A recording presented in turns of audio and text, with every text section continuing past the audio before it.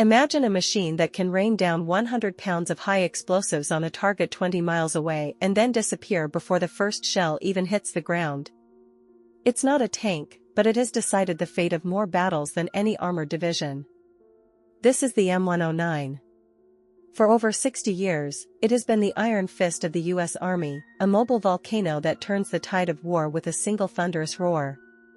Today, we're looking at the Paladin and why, from the jungles of Vietnam to the plains of Ukraine, this silver-haired veteran is still the undisputed king of battle. The origin of the M109 was born from the chaos of the Korean War, where the U.S. Army realized that their towed artillery was far too vulnerable to counter-battery fire and modern mobile warfare. They needed a self-propelled howitzer that was fully armored, tracked, and capable of keeping up with fast-moving armored divisions.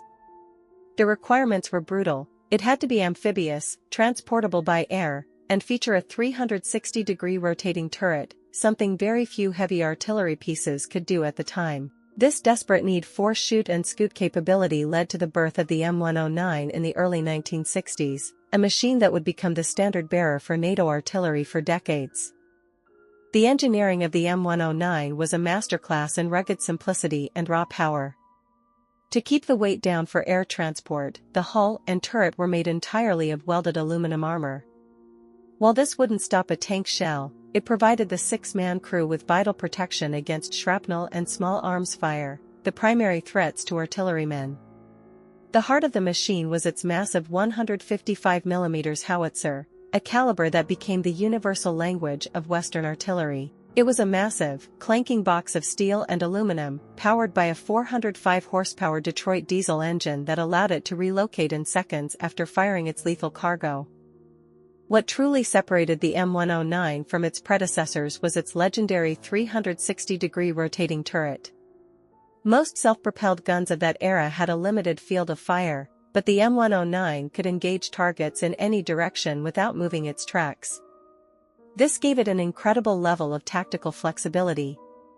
Whether the enemy was in front, behind, or to the flank, the Paladin's massive barrel could swivel and deliver a crushing blow in a matter of seconds. It was a tank for the artilleryman, a machine that combined the destructive power of a heavy cannon with the mobility and protection of a tracked vehicle. The 155mm ammunition of the M109 was a marvel of destructive versatility. It wasn't just about high explosives. The M109 could fire smokescreens, illumination flares, and even nuclear-capable shells during the height of the Cold War. But its most famous round was the Copperhead, the world's first laser-guided artillery shell.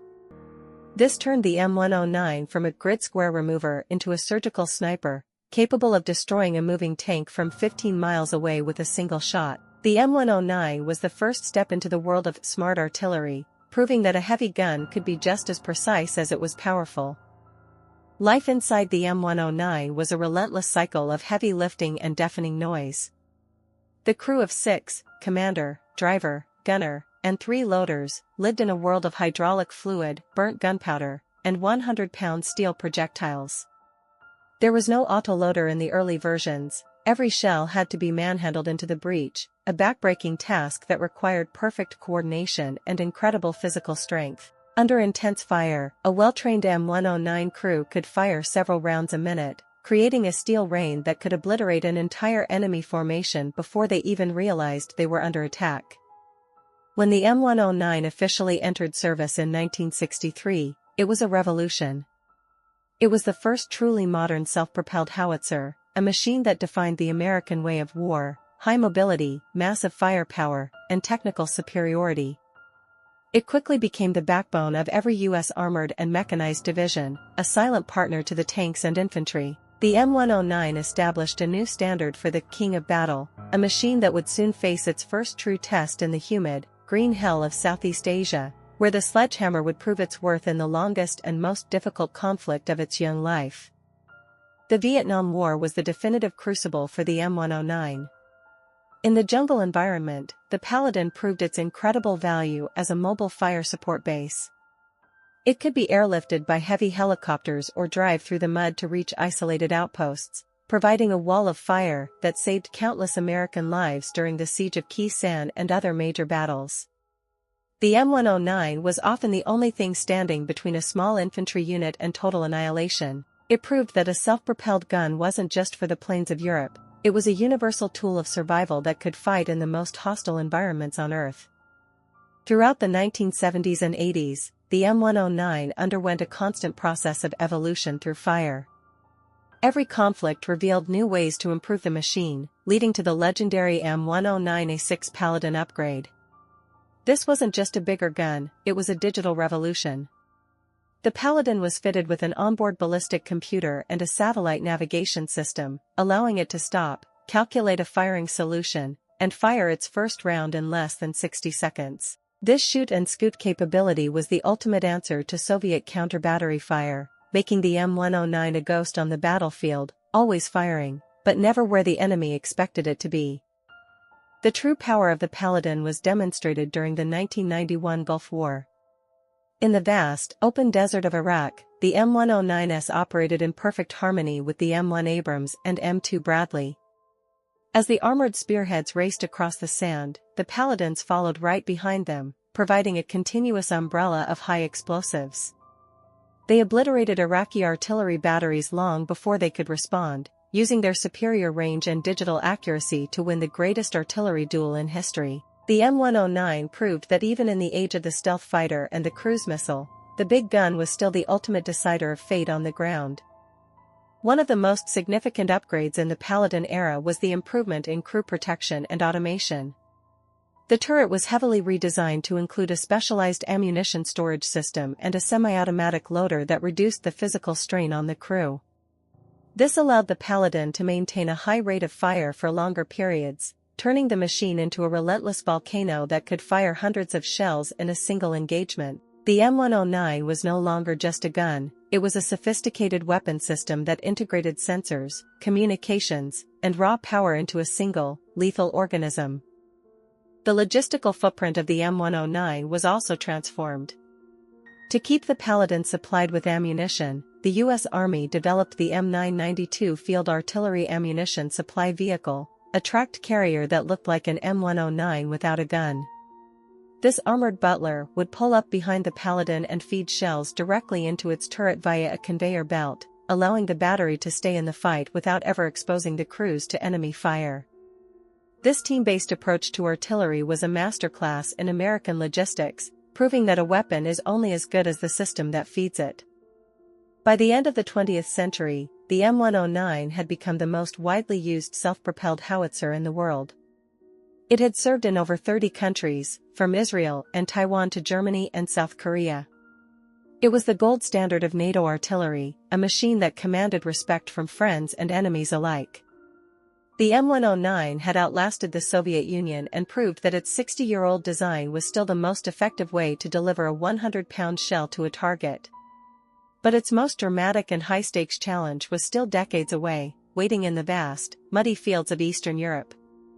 The war in Ukraine has brought the M109 back to the center of global military focus. As part of the massive Western aid packages, dozens of M109s from the US, Norway, the UK, and Italy were sent to help the Ukrainian army counter the Russian invasion. For the Ukrainians, the M109 was a game-changer. Compared to the older Soviet-era 152mm systems, the Western Paladin offered superior range, incredible accuracy, and a much higher level of automation. It allowed Ukraine to conduct surgical artillery strikes, picking off Russian command posts and ammunition depots with a level of precision the Russians simply couldn't match. In the intense artillery war of the Donbass, the M109's shoot-and-scoot capability has saved countless Ukrainian lives. Russian counter-battery radar can detect an incoming shell and calculate the gun's position in seconds. But by the time the Russian shells arrive, the Ukrainian M109 is already miles away, moving to a new position to strike again. This dance with death is where the M109 truly shines. Its reliability and speed make it a difficult target for Russian drones and missiles, proving that even a 60-year-old airframe, when upgraded with modern digital brains, is still a terrifying predator on the modern battlefield. The versatility of the M109 in Ukraine has been pushed to its absolute limit. It is being used for everything from long-range precision strikes to close-range, direct fire support against advancing Russian columns. Ukrainian crews have praised the machine's survivability, noting that the aluminum armor often protects the crew from the shrapnel of Russian shells that would have destroyed a less protected towed gun. The M109 has become the iron spine of the Ukrainian defense, a machine that provides the heavy punch needed to blunt Russian offensives and pave the way for Ukrainian counterattacks. The international nature of the M109 fleet in Ukraine has also created a unique logistical phenomenon. Ukraine is operating multiple versions of the machine, the American A6, the Italian L, and the Norwegian G3. While this creates a mechanic's nightmare of different parts, it also shows the incredible flexibility of the platform. The M109 is the Lego of the artillery world. It can be modified, repaired, and upgraded using a global network of spare parts. This global brotherhood of the M109 ensures that no matter how hard the Russians strike, there is always another Paladin ready to take its place on the line. One of the most effective uses of the M109 in Ukraine has been in combination with Western-made Excalibur GPS-guided shells. This combination turns the sledgehammer into a scalpel. A single M109 can now destroy a bridge, a bunker, or a moving tank from over 25 miles away with 100% accuracy. This one-shot, one-kill capability has revolutionized the Ukrainian way of war, allowing them to do more with less ammunition. The M109 has proved that in the 21st century, the king of battle is not the one with the most guns, but the one with the smartest sensors and the best-trained crews. As the war continues, the M109's reputation as a survivor grows. It has outlasted the Russians' DES and Akatsiya systems in many sectors, proving that Western engineering prioritizes the life of the soldier and the reliability of the gun above all else. For the American veterans watching from home, it is a point of immense pride to see their old sledgehammer from the 80s outperforming the best the Russian military can offer today. The M109 has proven that a good idea, when built with quality and maintained with care, never truly dies, it just keeps getting better at its job. The final analysis of the M109 is a story of ultimate industrial endurance. It is a machine that survived the end of the Cold War, the rise of the digital age, and the birth of drone warfare. It proved that the self-propelled howitzer is not an obsolete relic of the past, but the most essential tool for any modern military. The M109 established the blueprint for what mobile artillery should be, a platform that balances protection, mobility, and firepower in a package that can be upgraded forever. It is the grandfather of modern artillery, a machine that redefined the very nature of the king of battle. The influence of the M109 can be seen in every modern self-propelled gun design today, from the German PZH-2000 to the Korean K9 Thunder.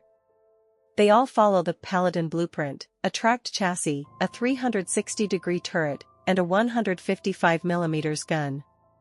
The M109 taught the world that artillery must be proactive rather than reactive. It must be able to move with the armor and strike with the precision of a missile. It was the pioneer of the centrifuged artillery age, a machine that turned the art of gunnery into a precise and lethal science.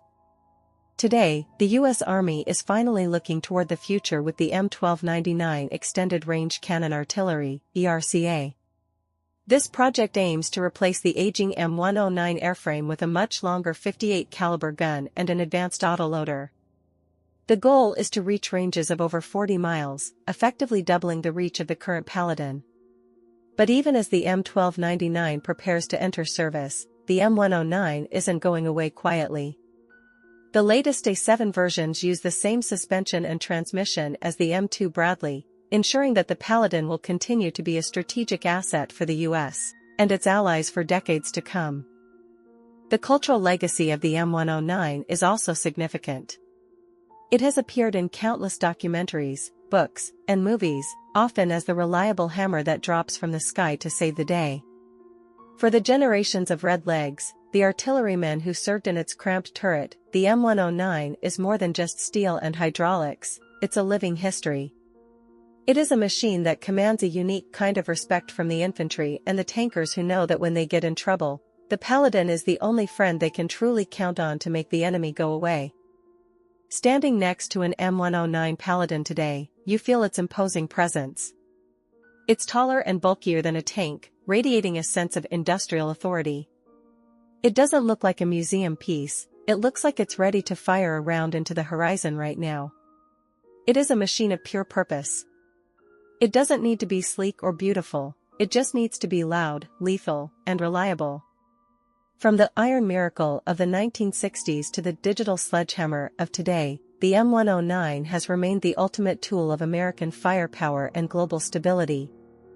In the final analysis, the M109 is a magnificent success of the Cold War that thrived in the 21st century. It outlasted the critics, the budgets, and the empires it was built to fight. It proved that in the theater of war, the king of battle is the one who can deliver the most fire to the right place at the right time.